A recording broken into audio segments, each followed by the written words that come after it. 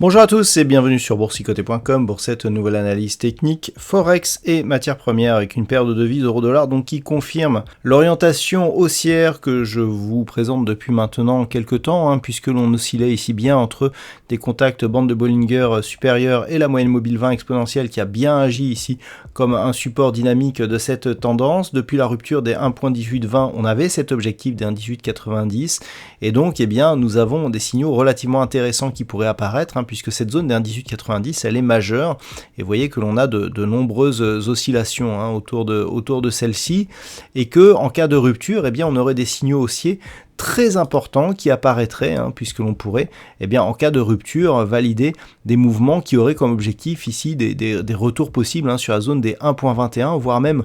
au-delà. Donc il va falloir absolument surveiller ici un éventuel franchissement de ce niveau car la dynamique ici même au vu des indicateurs semble pouvoir permettre un franchissement assez rapide de ce niveau et en cas de poursuite ici notamment en direction des 1.1950 on aurait des objectifs moyen terme que l'on pourrait définir et qui nous donnerait un fort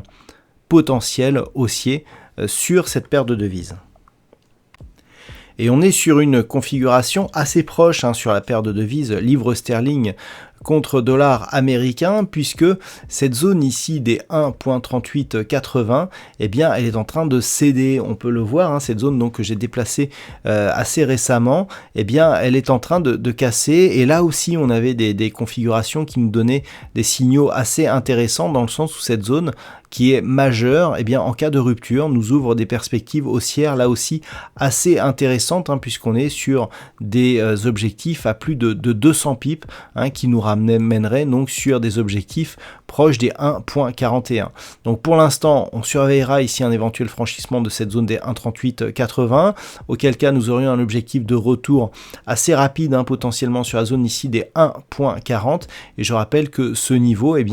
fait suite justement à une dynamique moyen terme relativement forte qui s'était mise en place et là, on peut le voir d'ailleurs sur ce graphe, le fait d'avoir ici cette phase de hausse, cette temporisation ici entre grossièrement 1.3615 et 1.4210, si on repasse ici au-delà de la zone médiane des 1.3880,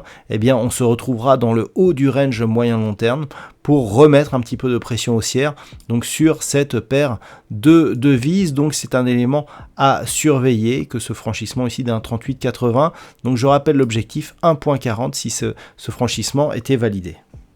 Sur l'or, hier, je vous indiquais que nous étions toujours sur une petite dynamique haussière malgré l'attaque ici de cette moyenne mobile 20 exponentielle.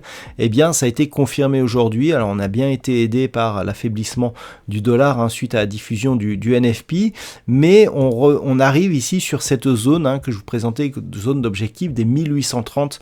dollars l'once. D'ailleurs, on peut constater que les cours sont en train de se stabiliser au contact de cette zone. Donc, cette zone, elle est toujours vraiment représentative et donc c'est ce niveau qu'il va falloir désormais surveiller à partir de la semaine prochaine puisque sa rupture nous donnerait comme objectif une poursuite en direction ici des 1855 dollars l'once. Alors ce niveau il est assez intéressant car ne serait-ce que si on cassait ici cette zone des 1830, on repartirait ici sur une dynamique, on casserait un petit peu la dynamique baissière que nous avons ici avec cette succession de points hauts et de points bas qui évoluent d'une manière négative. Si on casse ici cette zone de points hauts, on repasse dans une dynamique haussière du point de vue de la loi de Dow et on pourrait reprendre le cours de la tendance moyen terme puisque je vous rappelle qu'au mois d'août dernier l'or avait touché ici des niveaux records au-delà des 2000 dollars l'once et que depuis nous étions ici dans une phase de consolidation moyen long terme. Donc une rupture ici de cette zone des 1855